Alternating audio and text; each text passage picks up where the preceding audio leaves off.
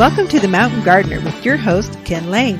Gardening can be challenging, but with Ken's tips, tricks, and local advice, you'll reap huge rewards. Now welcome your host, Ken Lane. Welcome to this week's edition of The Mountain Gardener. Your host, Ken Lane, here every week talking about the landscapes of northern Arizona. And my gardens have finally, there's a patches of snow around, but pretty much they're thawing out, which is kind of nice. I've been out there pruning, kind of getting my grasses are all cut back now. My perennial plant flowers, they've all been cut back, sheared back. I've shaped some of my natives. I kind of get this wild, rangy look, kind of giving them a haircut. The buds are looking really good. Things are wanting to go. So it was finally thawed enough I could get in. I cut back many of my iris. So they were starting to elongate. And they just look beat up, and winter kind of makes an iris look, they're laying over, they're just cold. So I just trim them back so that new growth that comes up from that rhizome or the root doesn't have competition with all this ratty looking underlayment. And also there's some bugs that hang out underneath that litter, underneath the aphids can get onto iris. Well, if I can prune that stuff back, clean it up, open it up, and let it get exposed to some cold. So I get rid of those old leaves down below, and I scrape it off and kind of clean it up. It gets rid of that debris, but then also it exposes where the insects were hanging out. Now they have to fend for themselves. They don't have that blanket over them of leaf litter or foliage. Now it kills them off. So it gets rid of some of my aphid problems early on. So that's a beauty of pruning back. I've got to prune back. I've got a couple really big pampas grass. That's so much work, but I'll get to it. It's just I've got a couple more things I got to get done, but pretty much I'm ready to go. I'll now start to spray everything in the yard with a horticultural oil. When I'm all done, sometime by the end of this month, the next 2-3 weeks, I'll break out the hose-in sprayer, and I will just hose down the yard with this very fine grade organic oil. And so it's the least expensive or least offensive type of bug killer, but there are bugs out there in the yard. They have been wintering over, hibernating underneath all that, the debris out in the yard, in the cracks of the trees, at the base of your plants. I've seen some box elder bugs. They've already started to come out. That was last week. So you're starting to see activity happening. So I don't want those. I want to start out clean. And so I prune things up, and then I hose down the whole yard with horticultural oil. It's concentrated.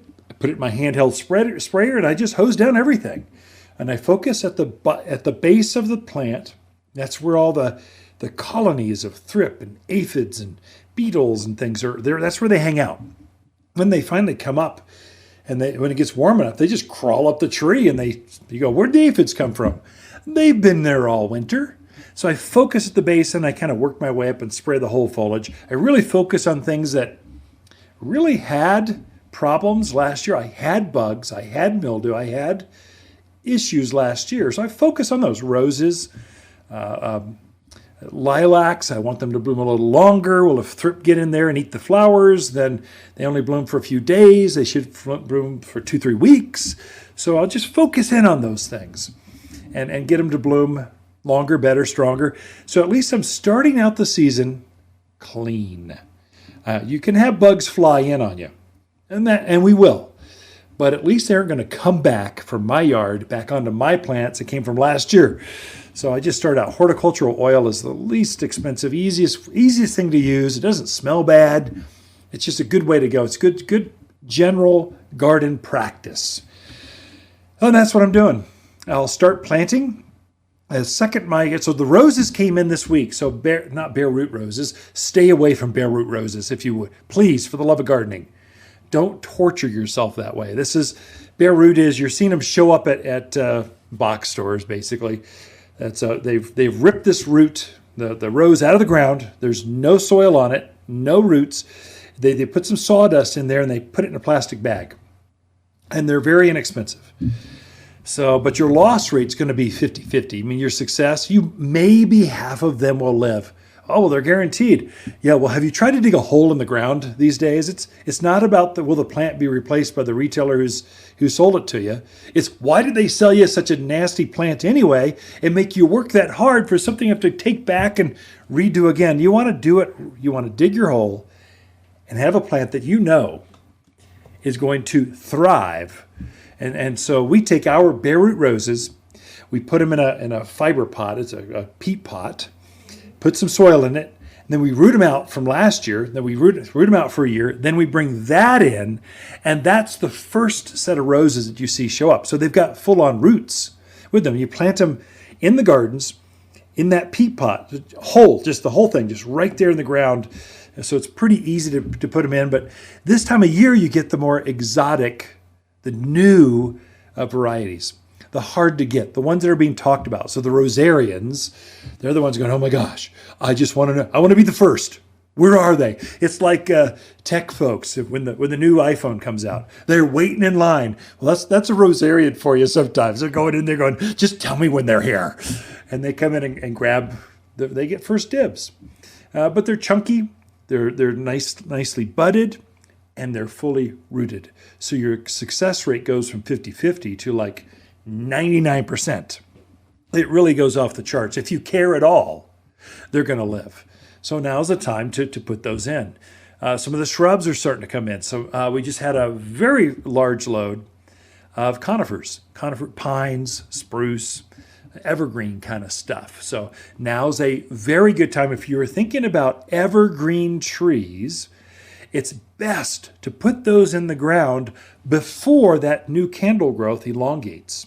So once that new growth, so a spruce, a Colorado spruce, an Austrian pine, any kind of pine, that once that new limb starts to grow, it's very tender. It takes a while before it starts to get its waxy coating on it and becomes really sturdy and robust. So it can get kind of wimpy. When that gets dried out, you can see those limbs kind of bend down, and you water them, they perk back up. But if you can put them in the ground before they elongate, you have less of that. So, and then right after as they are elongating, they're adding new roots. So if you can put them in the ground, so that new growth is coming in your yard, and the new roots underneath it are right afterwards, that's like the magic. So there's no transplant shock. If you're putting in a big old deodar cedar, that's the fastest growing of all of the evergreen trees. It's a huge tree, so it gets, 60, 80, it goes to the moon. It's crazy. It gets 25 feet wide. It's huge, but it grows fast, and it's majestic, and it's beautiful. You need some yard for it. So the home's on real small lots. Don't go with deodar cedar. Go with something smaller. So I've got some new pinyon pines. That's a real good choice. It's a fraction of the size. It doesn't take over the whole yard. But if you're doing those, now's a time to put those in so that when they start to elongate here in a month, sometime in March, they start to grow, then they're waking up. So they kind of wake up going, now I went to sleep and I was in my bucket at the garden center here, and then I wake up and I'm in the ground. What is this? Well, it seems okay. I'll just grow here, and they start taking off. So after I get done spraying everything with horticultural oil, prune up, spray it up, then I'll fertilize everything. Probably by March 1, I want to fertilize my entire yard with an organic plant food. It's called 744 all-purpose plant food. I'll fertilize everything with that. My berries, grapes, I've created a special food just for them. It's got a lot more calcium in it. It's completely organic. Both are organic, but fertilizers are kind of like a cookie recipe. You tweak the ingredients so the plants respond a little differently. And so your edible crops really enjoy a lot of calcium. So the fruit and vegetable food that we make has got 6% nitrogen, phosphorus, potash, and 7% calcium. Just because I know that's what makes fruit taste better, gets larger, gets a deeper color to it. So that's our vegetable and fruit trees. So I'll do those with that kind of food, and everything else with all-purpose plant food. So we got a lot in store for you. Got a lot of good nuggets for this week's show, but we got to take a break. Let Lisa Waters Lane come into the studio with your garden questions right after this. You've been listening to The Mountain Gardener with Ken Lane, owner of Waters Garden Center in Prescott. Join him every week for timely garden advice right for the gardens. Visit Ken where he can be found throughout the week at Waters Garden Center in Prescott. Waters Garden companion plants of February are peony, Calgary carpet juniper, lily of the valley, and pinyon pines. Pinyon pine have thick evergreen needles providing year-round beauty and summer shade. It's a local native that blend equally well in a modern or Mediterranean-style landscape. Go ahead, enjoy the buttery rich pine nuts from your own backyard. You'll have plenty of nuts, and pine are deer and javelina proof. Shop the most trees in Prescott by store or online at watersgardencenter.com. Let's talk poop. Hey, I'm Tommy at Waters Garden Center. Ken and Lisa are out right now, so I snuck in to remind you that it's time to add some manure to your garden. It's been a wet winter, and your soil is, well, pooped. Waters Barnyard Manure adds nutrients to get your garden growing. It's organic and odorless, so we really can say our poop don't stink. Buy 6 bags or more. They're only $5.99. Now that's a load of crap. Tommy, what's going on? Oh, poop, gotta go. Natural, safe, odorless, and organic at Waters Garden Center. You've been listening to Ken Lane, the Mountain Gardener. Green thumbs learned while working in the Family Garden Center. Now welcome back to the Mountain Gardener. And we are back with Lisa Waters Lane in the studio. She comes each week with your garden questions. Just what are people talking about? So you have been like one industrious little bumblebee, my little dear. Little bumblebee? It's something like that. It came out of my head, yeah. So you've hired lots of people. You've been interviewing like crazy. You've got roses in. You got teams of people cleaning, sweeping, setting Spring tables up. Coming. It's coming. It's Spring not is here, coming. but we're getting ready, huh? We're getting ready. I can Yeah. feel it. There's like the excitement out there. People are definitely ready to be outside this year. I was telling folks that the classes are Yeah. large, so Yeah. it's there's some energy there, and I think part of it is we've just been pent up way too long. Definitely. You can only bake cookies so long, and finally you just put on 10 pounds. You need to get outside and do something. Yeah. That's kind of where I'm at. I've baked enough cookies to last a lifetime. So, what kind of garden questions do you think we have that would be interesting? You bet. So Catherine's out in Chino. All right. She wants to know, is it too early to be planting fruit trees yet? And then it's a 2-part question. So Here pay we go, attention. Catherine. Oh, only one and done. Second part, well, actually, maybe it's a 3-part. Are all peaches self-pollinating? So Easy. peach trees. Okay. And then second one, which is third, which is the best cherries for this area? Okay. So that's one, Catherine. You should take the 10-mile drive and visit us here at the garden center. It's worthwhile. It is. But real quickly, we can go over in 90 seconds or whatever over the airwaves.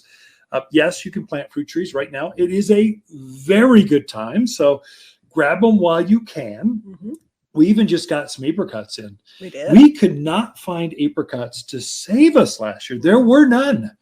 So we plugged more and we got them in. They're fully rooted and they look really good. They do. So They look nice. they're going to fruit, and they're a fruiting age, so they'll produce well for you. Going back to, can you plant? Yes. Peaches, pitted fruits generally are self-pollinated or self-fruitful. Once it only takes one. It's got the male and female flower on the same tree. So peaches, all the peaches are self-pollinating. All of the apricots self-pollinating. Many of the plums are. Cherries 50-50. So it just depends. They all do better if you can get different varieties. Put a Glenhaven and a Red Baron or an Alberta and a Ranger. You can put 2 varieties out there. You'll do better, and the fruits will be bigger, but it will produce by itself. Mhm. And the other one was cherries. Best cherries. Cherries are going to be, generally takes 2 cherries to have good cherry crops. Now, there are some varieties like your Lapins. I think the sour cherries, all the pie Stella. cherries. Stella's a sweet cherry that will produce up by itself. So there's some, but they'll do better if you got multiple. So Bing, Black Tartarian, that takes 2. So generally in Chino Valley, you got a little bit bigger properties out there and unlimited water, a lot of you. So get 2. Yeah. But if you want, you can have 1. We've also got a number of, they call them cocktail trees. We've grafted several varieties of peaches, or an apricot peach, and several varieties of apples on the same trunk. So one tree can have 3, 4, 5 different varieties of fruit on the same tree. Now they're designed to help each other fruit better. So now you just have one and they all pollinate each other. So there's ways around it. And we're trying to bring in more of those cocktail trees because there's so many small yards here. The smaller lots, you just don't have room for 3 trees. You have room for 1, but I want apples. We got you covered here at Waters Garden Center. So yeah, that's true. We're actually getting some really cool trees. I'll probably talk about it next week. Okay. But we are getting some pretty cool fruit trees in. Yep. But our next question is from Lena. Wants to know, she's new to the area, wants to know when is the best time to be putting in those cool season veggies, your lettuce, kale, Swiss chard. When do you plant those? Well, I had someone obviously from the Valley or Palm Springs or someplace. They were looking for tomatoes. It's just not time. So, but cool season. Yeah. We probably have those coming in. So the roses arrived. So probably the cool season will be in a couple of weeks. So usually just after Valentine's, we'll start bringing in all the leafy crops. So like Lena's asking, the cabbage, kale, Brussels sprouts, all the things you're harvesting, the foliage or the stems, broccoli, cauliflower, spinach, lettuce, it'll all be in then. And you can put those in now. So get your soils ready right now and let it percolate. Pray for another storm. Get it all set. And then you need some moisture to kind of settle things down. And then by the end of this month, the latest, you can start putting those things in the ground. I would say potatoes, onions, garlic, asparagus, all that stuff, strawberries, they can probably all start going in by the end of this month. But for sure, March, you are full plant mode by then. So it's time. Lena, come talk to us. Come visit. We're lonely here. Well, yeah, we are. All right. Gary says, I didn't think camellias would grow here, but a neighbor told me you carry them. Do you have them, and will they grow here? Yeah, so good. Gary, I'm glad you're neighborly and you've got garden neighbors. So they're kind of getting you going. Yes, there's like 2 or 3 varieties. So most camellias, no, will not grow here. They're more of a tropical plant. But there are a couple hybrids that they figured out how to get more antifreeze in them. It's all about the cold winters. That's what takes them out. We've got one called Ice Princess series. Ice Angel, basically with the word ice or snow in their name, and you know they're hardy. The flower will be maybe 4 or 5 inches across, not the ones that are as big as your hand, right? But they compensate for just more blossoms. They'll have twice as many as a standard tree type of camellias, let's say from California you're used to. That's probably Gary's from the West Coast. We'll call them out, but they grow a lot of beautiful camellias in the Northwest, that area. Yeah. They can grow here too. They'll generally be shrubs, not a tree. And generally they'll be maybe chest high or so. They generally like a little more shade than sun, although they'll take some sun. They just don't want that midday in June. Right. That's really hard on them. None of us do. Yeah, especially camellias. But yes, you can grow those. I only have those in the winter because it's a winter bloomer. As soon as maybe we've got 40 or 50 of them right now. When those are out, we're gone for the season until the next winter. And they are very heavily budded right now, like a rhododendron. You know, they've got that big a heavy bud on them. So it's time to plant those, get them in the ground, put them in pots. They're great at the front door in a big container. They're glorious. They're evergreen. They smell good. They got a lot going on for them. Underneath the covered patio or something. That's a place to put them. Yeah, definitely. Well, by golly, you're short-winded today. Usually I have 3 questions and then we never finish them all. So what's the most exciting? You've had so many plants that came in this week. What's the most exciting thing you've seen that you kind of went, oh, I want one of those at our house, which we're packed.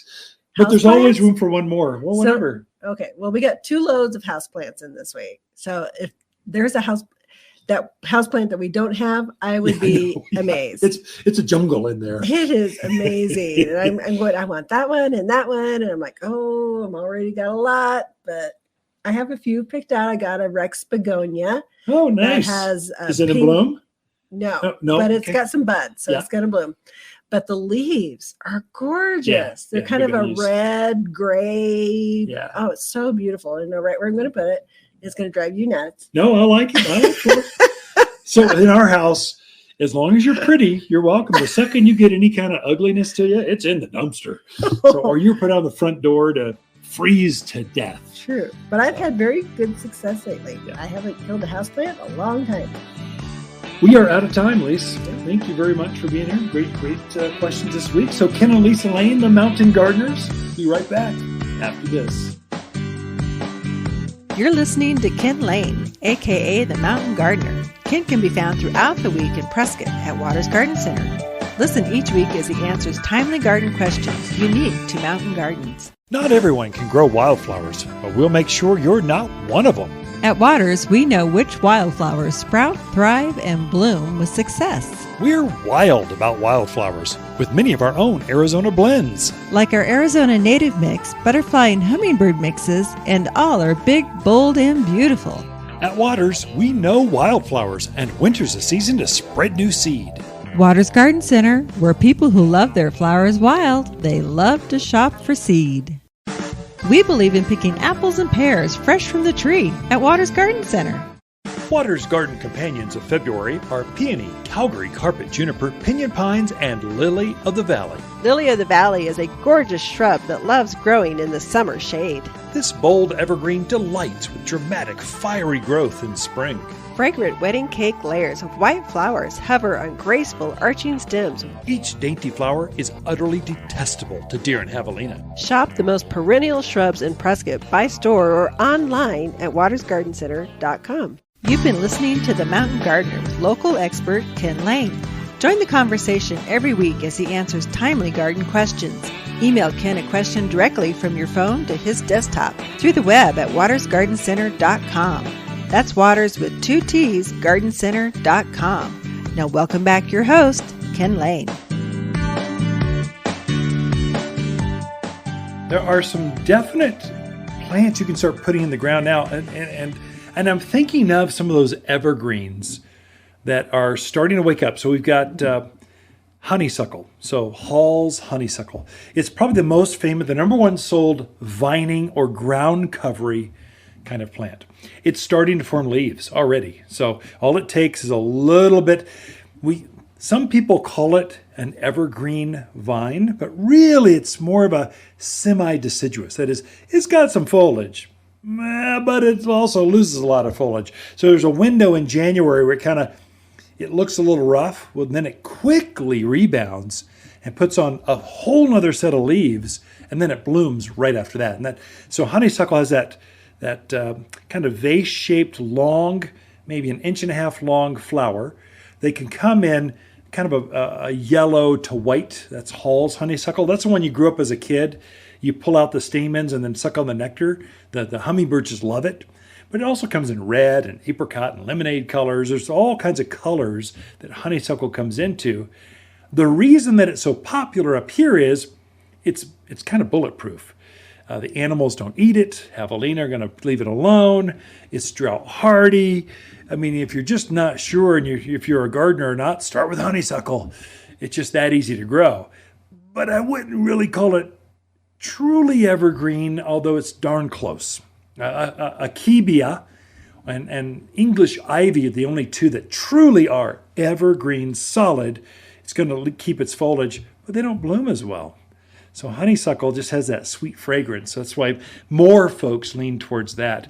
The manzanita is starting to bloom. We've got 2 or 3 varieties of manzanita. And they're always the first shrubs, evergreen shrubs. This is the native manzanita I'm talking about. The ones out there in the wild. Well, you can plant those in your own yard as well. And they've got this beautiful bell-shaped flower, just a cutest little flower. And they're one of the core pollinators for, let's say, honeybees. They're very hungry. When they start to wake up, that hive starts to thaw out, they'll send out scouts and they'll be looking for anything that's in bloom. And the two main bloomers that they're going after at first are going to be manzanita and rosemary. Those two. So rosemary has a blue flower, and mine hasn't started to bloom quite yet, but it very shortly will. And then manzanita. Those two show up. And if you got to look, manzanita's got that red bark up and down the stem, that real bright, glossy green foliage. But the flowers, people don't recognize that it flowers so well here. It's so pretty. And so, but you can plant those right now. The secret with that is make sure that you dig a hole where it drains really, really well, and manzanita will thrive in your yard. Looks good in containers, let's say on a courtyard or something. Just a good little plant. Another one that I think is one of the prettiest, and I grow this one in containers, just thinking about that idea of containers. I grow quite a few nandina in containers. You folks from California call it heavenly bamboo. The rest of the country calls it nandina, but it's the same plant. So common name, botanical name. They come in different heights. So it has a bamboo kind of leaf to it. And the stems come up sort of like a bamboo. It's not truly bamboo, but it sort of has that resemblance, thus the name heavenly bamboo. But the reason I like it, it holds its foliage, and in the sun, it turns into this bright red, just soft shrub. In the more shaded areas, it stays green. So it depending on how much sun it gets, it fluxes back and forth. So it's a really good tree. And the other good thing, animals don't bother that. It's the most beautiful plant. You want to dip it in a little ranch dressing and try some yourself. But the animals, I think it's got some sap to it where it just tastes bad for animals. So javelina, deer, rabbits, they do not bother nandina. And you can plant those now. You're fine. In a container or in the ground, it doesn't matter.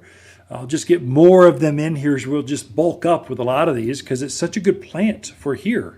We're trying to bring in more lavenders and rosemaries, the herbs. I'm already having people ask me show me where the tomatoes are. I'm going, oh, now, tomatoes don't grow outdoors right now. So those are the tropical gardeners. They're the Phoenix folks. They're used to starting those now. Here it's far too cold. You just don't want to start them that early. You'll be able to start here with cabbage, the cool season things, but not your fruiting plants. I'll probably have the first crop, I think March 1. I'll have the first, and I'll try to get some bigger tomatoes, 1 gallon size, because I know some of you want to grow them in a container. You want to put them in your garage, and every day you want to pull them back out, have them bring them back in for the night, and so that's cheating. So you're kind of getting at least 1 or 2 going early, and I'll have some of those for you. But the bulk of the tomatoes, the bulk of the cucumbers and peppers and the summer plants, that's mid-April, really. I mean, April 8th, I think, is the first big wave of plants showing up. So make sure if you get the garden bug, you're planting the right things, not the wrong things, and working with the environment, not against it. Be right back after this. The Mountain Gardener, your source for timely garden advice right for higher elevations. Guaranteed to make a difference in your yard this season. We believe in family, church, community, and friendships here at Waters Garden Center. Waters Garden companion plants in February are peony, lily of the valley, pinyon pines, and Calgary carpet juniper. Calgary carpet juniper shows rich green mounds of juniper beauty that grows ankle high for the perfect ground cover. An ideal choice for low water, low care erosion control on natural banks or to soften that rock lawn. The perfect green nestled between boulders or to soften the top edge of a retaining wall. Shop for these juniper beauties in Prescott by store or online at watersgardencenter.com. My living room feels so empty. Now that the Christmas tree is gone, the house just seems so blah. Brighten it up with a big, bold, beautiful plant from Waters Garden Center. Fill that cavernous space with tall tropicals, colossal cactus, and sizable succulents that bring the great outdoors indoors. Make a gorgeous green space you can enjoy all year, not just for a season. Unique, exclusive, one-of-a-kind houseplants found only at Waters Garden Center in Prescott. You're listening to The Mountain Gardener with local expert Ken Lane. Mountain gardening is very rewarding, with a few Ken's tips, tricks, and garden shortcuts sure to turn your thumbs even greener. Now welcome back to The Mountain Gardener. And we are back with Ken and Lisa Lane, the Mountain Gardeners. Here every week we talk about, well, whatever Lisa wants to talk about in this segment. And so you are just the most chit-chatty person that I know. I am? Yeah, not even remotely chit-chatty. She can go through life and I need 25,000 words a day so I feel good about myself and others. Mm-hmm. You only need it per week. I'm a woman of few words. You sure are. But I'm glad you're here sharing with us. So I'll try not to use my 25,000 words. I'll just, you should give a word out to folks. Yeah. We are expecting a grandson in about 10 days. Weeks. Official date is February 15th. Okay. But we'll see. We'll see. Kate, our oldest, for those of you that know our family, Caitlin's our oldest. She lives in Austin, Texas right now, but she's going to deliver here in a couple of weeks. We're very excited. I'm excited because I want to go see a new grandbaby. I do too. That's me too. Fun for me. So yeah, she's doing very well. I'm excited for her. But yeah, speaking of February 15th, day after Valentine's. So Valentine's Day is a coming, folks. Do you have your special person their Valentine gift yet? So a gardener, I gather? Actually, I do. I'm all set. I've been set for a month. Yeah. Oh dear. Yeah, I'm all set. Okay. Well, I'm not, but you'll be so surprised. Can't wait. So Valentine's is a coming, and so most people think, oh, well, chocolates, right? Roses, flowers. Yeah. But if you have a gardener in your life, I have a few suggestions for you. A couple of house plants, things that we got in. Now, those of you not watching the vlog won't be able to see this. Describe it in so many words. So the first plant I have is an anthurium, which is actually the state flower for Hawaii. I did not know that. It is. So if you want a nice, really pretty red bloomed flower, the anthurium is terrific. The bloom is actually very heart-shaped. Yeah. And they last forever. They bloom like months. So you can get cut flowers that will, by the end of the week, they're gone. But you get them a blooming plant, and you got color for a long, long time. So anthurium is probably one of my favorite. I love the big green leaves that contrast with that bright red foliage, bright red flower.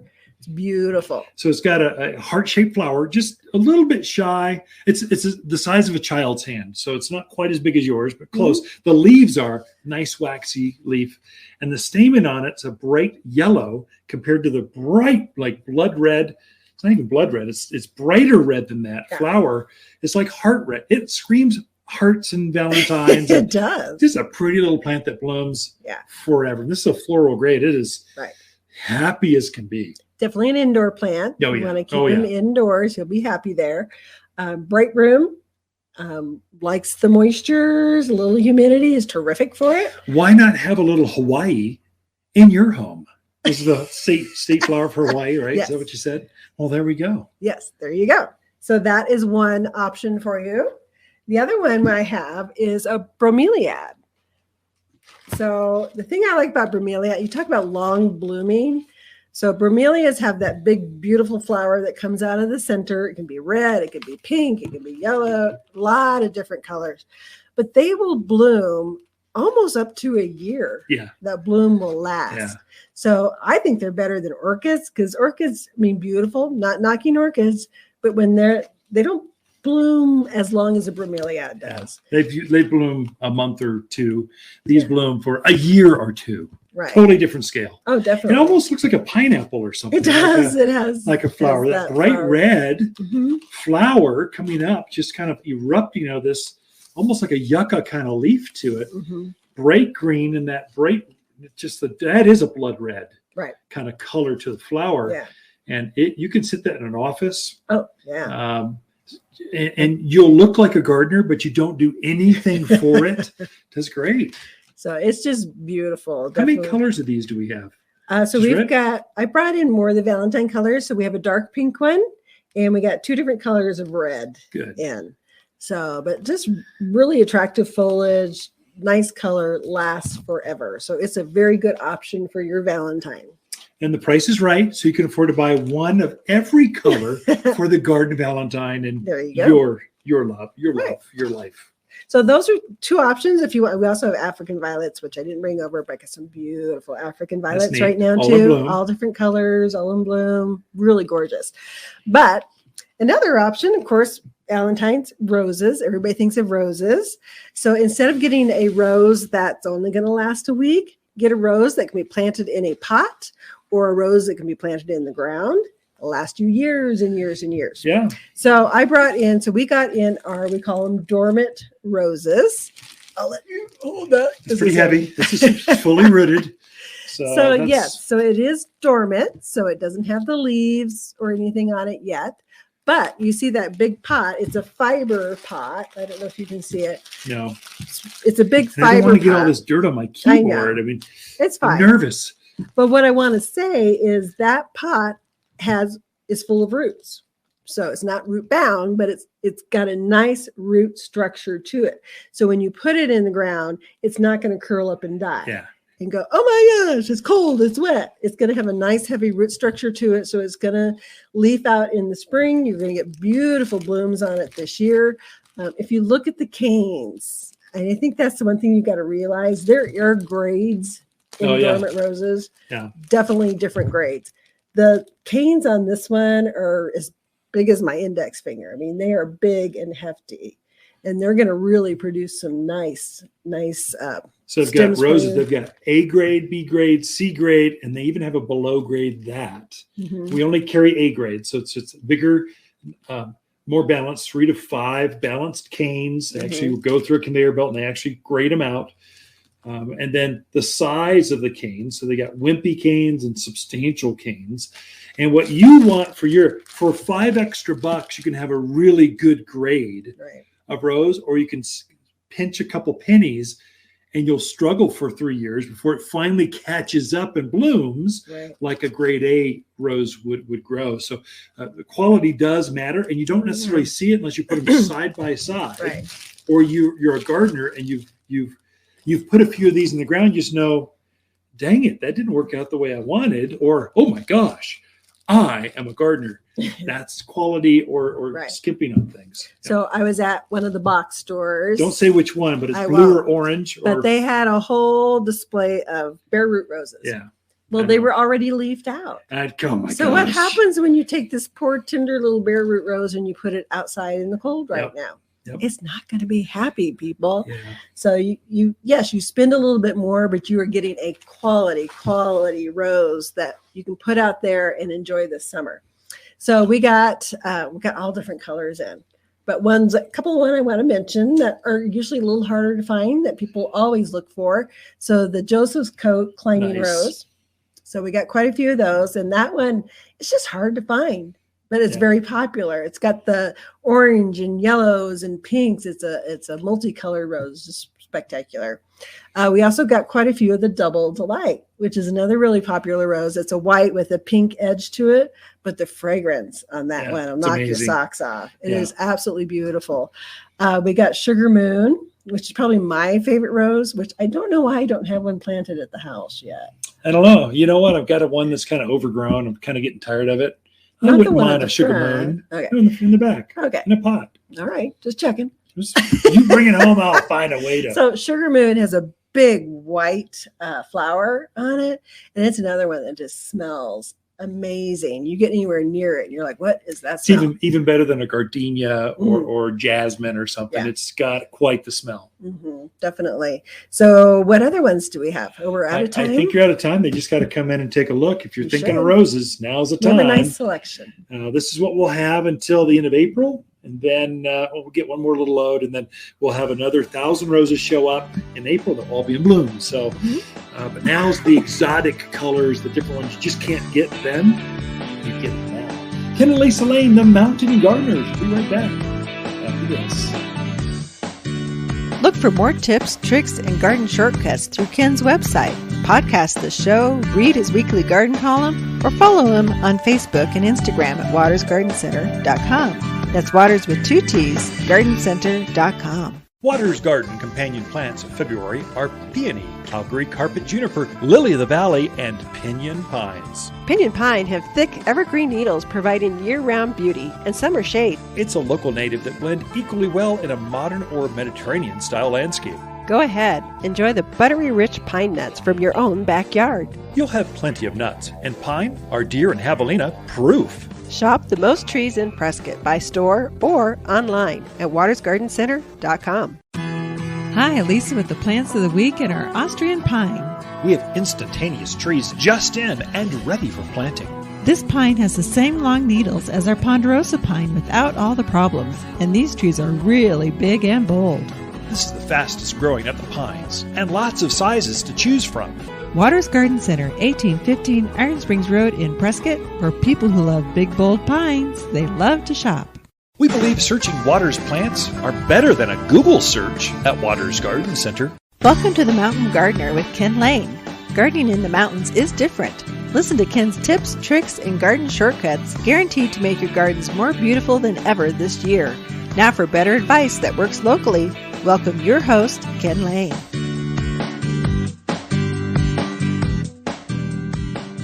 So if you were considering starting things by seed, that is mainly your cool season crops, that's lettuce, things that are, you're harvesting the foliage or the flower, so like broccoli or cauliflower, Brussels sprouts, lettuce, spinach, kale, cabbage. These are all cool season vegetables. They like the cold nights, bright days. That's what they live for. They want some frost. They want nice temperate days. That's when they thrive. So this is your time. March is generally when you start putting those in. If you're starting by seed, some of those crops, you'll want to get those started ASAP. It's time. So get your seedling mix and get your seed and start them inside. Get the plants where they're starting to come up. You can transplant those outdoors when you're finally ready. So you kind of back up about 4 weeks before you want to put those out in the ground. Your vegetables that are more summer loving, these are plants like tomatoes. They form a fruit. You're not harvesting the foliage, but you're harvesting a fruit that they put on. Melons and pumpkins and cucumbers and eggplants. These are all summer loving plants. Those things, you kind of take your last frost date, first week in May or so. You back it up about 6, 7, 8 weeks. So you'd probably start those seed here in about a month, middle of March, something like that. First to the middle of March is when you start those, and you'll transplant those out into the gardens the end of April, first part of May.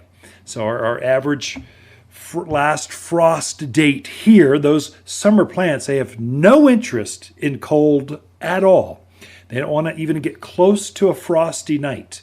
So you need to protect them. So you want to wait until that last frost date is done in spring. That's typically, the locals here use Mother's Day as the last frost date. Quite honestly, it's the end of April to May 8th is the 100-year average here in Prescott. It's a little, I think it's May 10th for Prescott Valley. But basically, it's in there. Congress, Dewey, Humboldt, Skull Valley, Kirkland, Camp Verde, Cottonwood, you all are going to be the end of April. So, but basically, we're all right there at the end of April, first part of May. That's when we're going to put in our summer gardens. That's when the summer vegetables and summer flowers go in as well. So that'd be the zinnias, geraniums, petunias, the dahlias. They all go in after that. Before that, cool season things love it. So pansies and viola and Dusty Miller, calendula, they love the cold. They prefer when it's cold out. They like to be put in the ground like in March into February. So they like it to be frosty at night, warm during the day.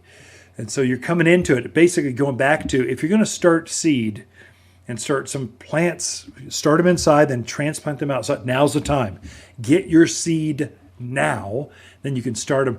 Also, another insider tip too, that's while I'm on that thought, A mistake I find a lot of folks make when they're starting their seed is they don't have the right soil mix. You don't just get garden soil and throw them in there. They make a real lightweight type of seedling potting soil. So it's real airy, lots of peat moss, lots of perlite. It's got to be lighter because that new root hair is coming down. It doesn't take much for that thing to stop growing. So you want real light, yet it stays moist. So they make a special soil just for cuttings and seeds. It's called seedling mix. It's just kind of, it'll up your game, guaranteed.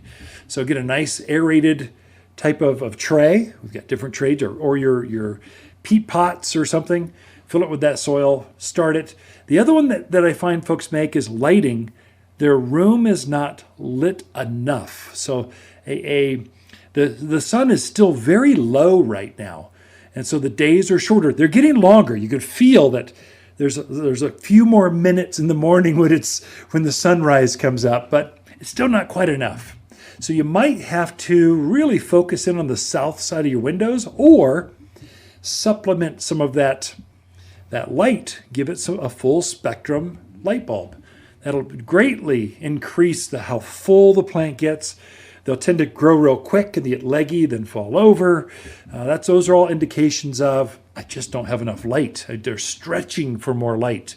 Whereas outside, they get all day long sunlight. And then usually when you're starting seed, let's say radishes and carrots, outside, you put those in the ground and they just take up. They've got morning to dawn light all day long, and you're planting those typically a little later in the season, so the days are just naturally longer and they get the full days with the sun. Well, you don't quite have that right now.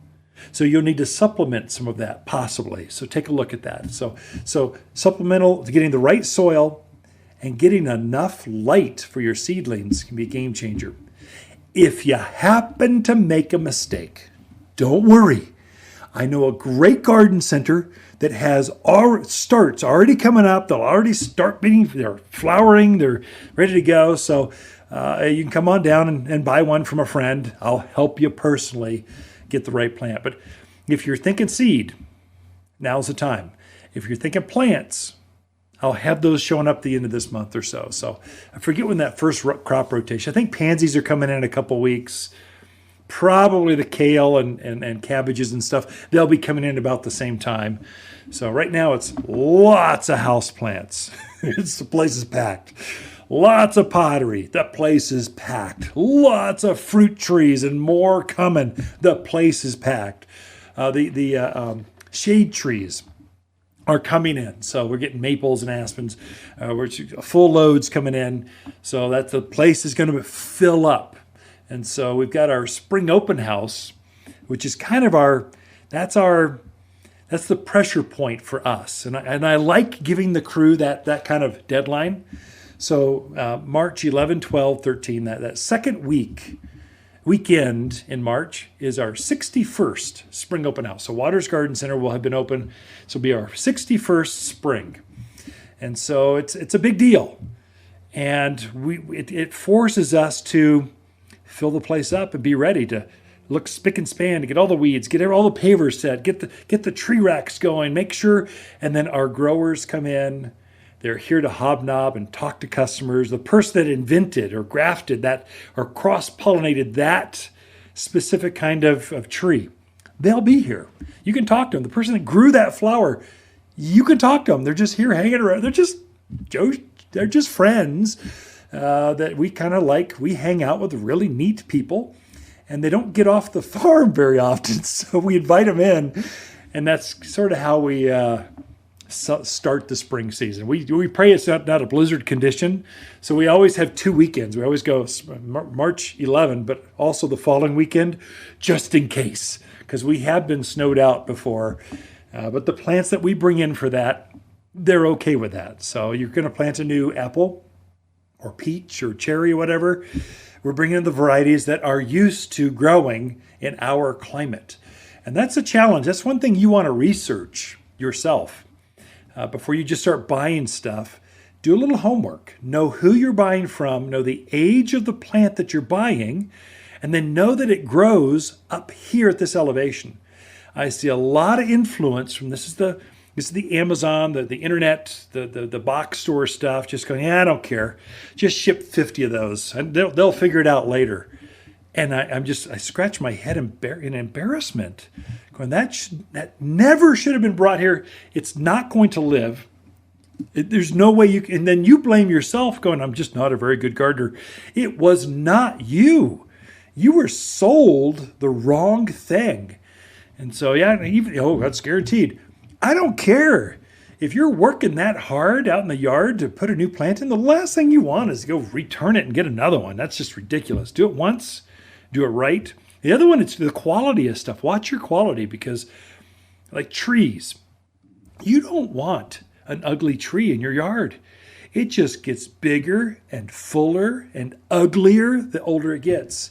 An ugly tree never gets pretty. A pretty tree, a beautiful tree, the one you kind of go, whoa, that's pretty nice. That only gets more majestic as it grows. You really want to hand pick those trees and make sure they're for here.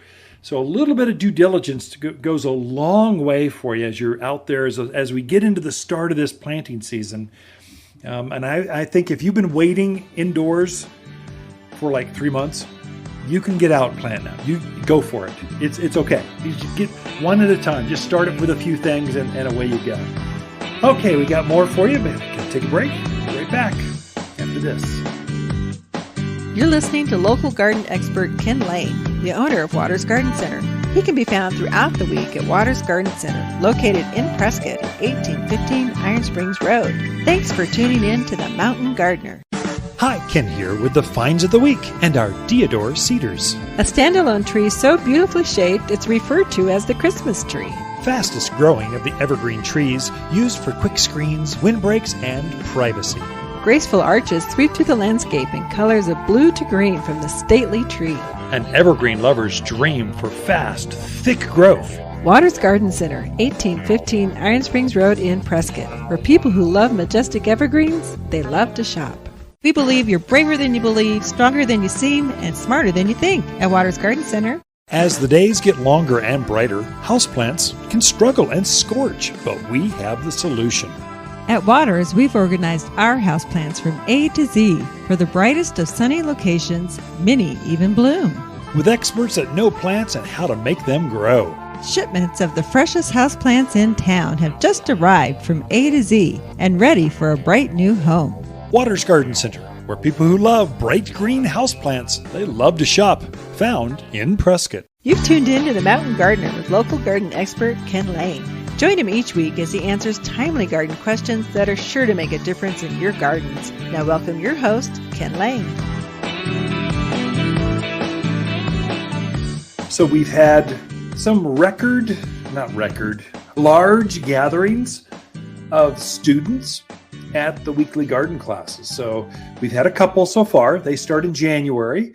And so now we get into the full swing. So February, all through spring, we host a garden class every Saturday at 9:30 here at the Garden Center. So it's in the back greenhouse. It's been difficult to keep it warm because snow on the greenhouse doesn't allow sun to come in, so greenhouses don't warm up. So it's a little chilly, no matter how much you crank on the heaters, but it's starting to melt off and it feels warmer already. You can tell the plants. I mean, today is glorious. Oh my gosh, this weekend finally is starting to feel good. And so this weekend, it's soil preparation. How do you get your soils ready? How do you get them going so that you can start planting? And you should be actively working your soils now. You should be looking to add manures, looking to add compost to those gardens, because it makes a difference on how the plants grow through the rest of the year. Next week, so we're really trying to gear up for this one, mountain fruit trees and how to increase the heavy harvest. So if you want to have some edibles trees out in the yard, now's the time to start planting those. And we're starting to gear up with those. I just had some stunning. I mean, I've never seen plums this nice show up. I mean, they're instant, huge trees. They're beautiful. And they're going to produce fruit this year. So fruit trees are tricky. They got to be at least 5 to 7 years old before they start to produce. So you really want older, more mature trees, unless you want to wait 4 or 5 years. So we go into which varieties, fruit, which ones are proven, how to get the most out of them, how to fertilize. Go into details on fruit trees. That's next week. So the 11th, February 18th. This one will be a biggie. It's always big every year. I don't know what to expect, but gardening for newcomers. And the class is over half the students at a class are new to the area this year. They're just trying to hone in, figure out what to do. And so that should be a powerful one. There we go into zones, what our soils are like, how to prep things, how to garden, it's kind of a cursory catch-all for everything, gardening for newcomers, but it'll be busy. You'll get a lot out of it. And then evergreens that bloom early, Saturday the 25th. And it keeps going on and on. Take a look at all those, watersgardencenter.com. There's a button in the very front of the website, classes. They're right there. So come in, bring your own chair if you're worried about a place to sit, because it has been full. I've got just over 50 chairs, but it seems to be trending more than that. So we'll see what happens. It's kind of exciting. People are wanting to garden. We're seeing this edible thing coming around. So you can now grow your own. It's cheaper to grow your own than buy them from the grocery store. You got to be, wow, how much things cost. I'm hearing that chicken sales are off the charts because people are starting to have their own chickens for eggs, that kind of stuff. So that's the trend right now. You should be getting your pruning. You should start fertilizing everything. You can start planting as soon as that ground thaws. Roses are in. The fruit trees are in. We're starting to we've had 3 semi-loads of plants. The place looks empty. But still, it's coming around. We're starting to fill up the garden center with plants. And as soon as you want to get out there and prune, these plants are dormant. They'll take some cold. Don't worry about, oh no, snow came. They don't mind that. Plants are asleep. They're actively starting to wake up. So you've seen the buds swell on your maple trees, your fruit trees, the buds on the lilacs are huge. So you're seeing things happen. It's kind of exciting. I can't wait till we get a week's worth of 60-degree weather, which that'll be a couple weeks out, but it's coming. So it feels like spring is going to be, 2023 is going to be a good year. Hi, Ken here with the Plants of the Week and our McMinn Manzanita. Part of Water's expanding native selection, this is the big, bold manzanita you find growing throughout Arizona. A local evergreen growing wild with the classic red bark for a styling, drought-hardy landscape. Water's Garden Center, 1815 Iron Springs Road in Prescott, where people who love lots of native plants, they love to shop. We believe retirement means more time to garden, and plants make you happier at Water's Garden Center. If you enjoy this show and would like to hear more, please subscribe to The Mountain Gardener, wherever you like to listen to podcasts. And if you'd like even more garden tips, tricks, and helpful advice, please check out my website at watersgardencenter.com for classes, videos, and more, or my online garden center at top10plants.com. Throughout the week, Lisa and I can be found here at Waters Garden Center in Prescott. If you want a more fruitful garden, increase success in your landscape that just feels better, then tune in every week to The Mountain Gardener. Years of tips, tricks, and garden shortcuts are guaranteed to make your gardens nicer than ever. Listen to this podcast or read Ken's weekly garden column by visiting watersgardencenter.com. That's Waters with 2 T's, gardencenter.com. Thanks for tuning in.